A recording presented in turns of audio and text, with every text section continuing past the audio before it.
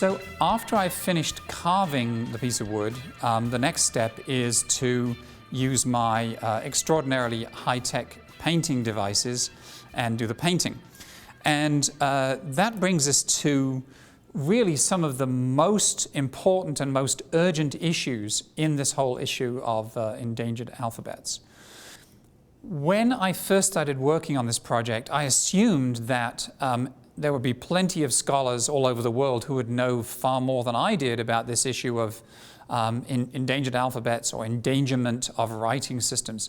And to my astonishment, I discovered that, in fact, nobody else was doing this, and certainly nobody else was addressing this by trying to create art out of it.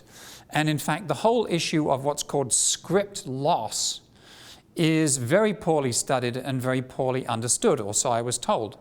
And by chance, I have managed to get involved in a project, or a sub-project, I guess you would say, which really illustrates exactly what happens when script loss takes place. And we're now going to talk about a language and a script called Marma, M-A-R-M-A, and this is from the Chittagong Hill Tracts in Bangladesh. And the piece that you'll see here that is partly done, I've done the carving and I've started doing the painting. This is in Marma. And this is actually a poem that I wrote specifically for this project.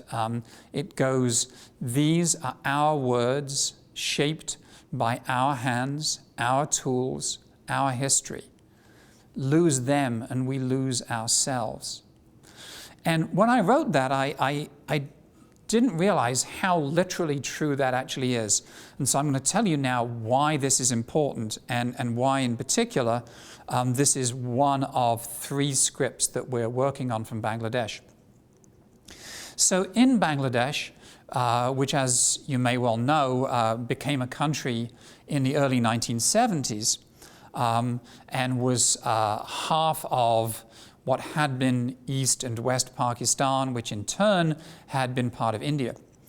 So in Bangladesh, in an area called the Chittagong Hill Tracts in southern Bangladesh, it's an upland area, it's not very developed, very forested and hilly.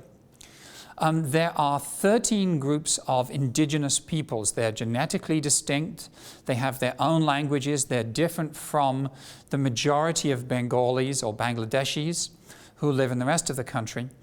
And they're different in terms of history, in terms of culture, in terms of religion. Many of them are Buddhist.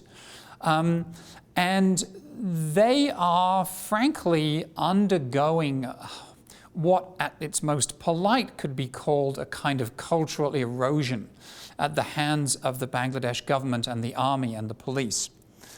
They are in the same situation as many of the Aborigines in Australia were up until very recently, or as Native Americans of various tribes were in the United States up until relatively recently.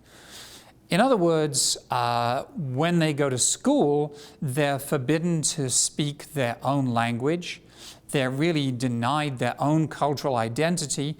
They're being taught in Bengali, which is the official language of Bangladesh, and their own cultural history is being deliberately erased.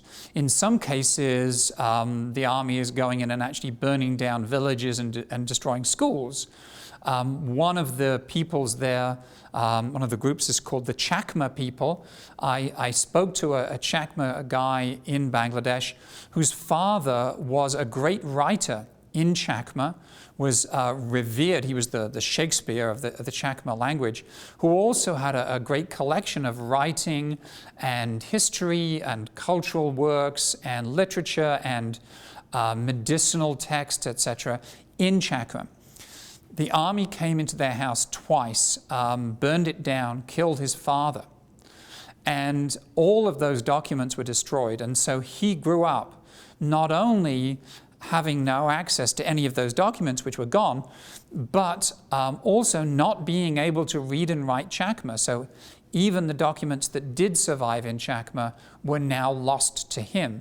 So he clearly suffered an immediate personal and cultural severing just by that one act that took place on that one day. So I'm engaged in a project right now working with a man from the Chittagong Hill Tracts.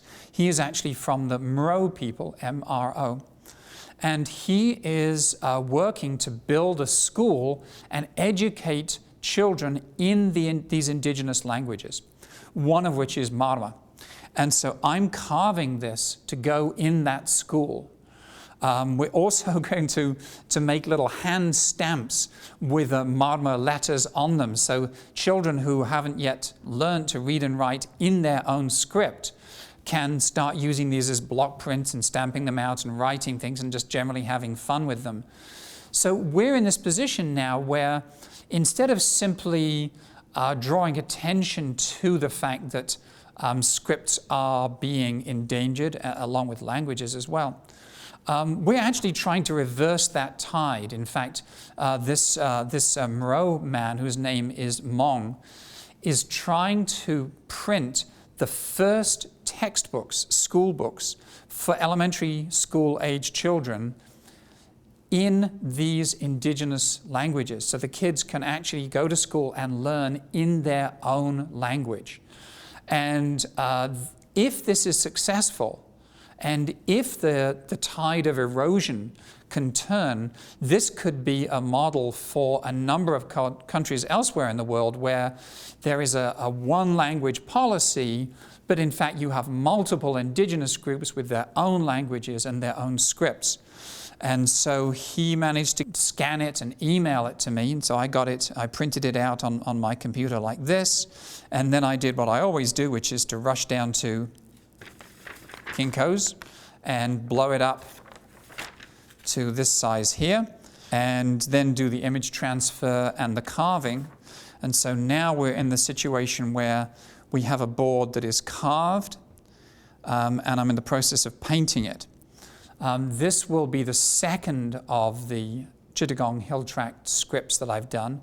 I've already done the Chakma one, and that's already been delivered. And as soon as this is finished, then I'm going to do Mro. And then we're really going to start trying to do a campaign of drawing attention to this as an issue and try and draw support for him to print these educational materials and books and to reverse the issue of language endangerment.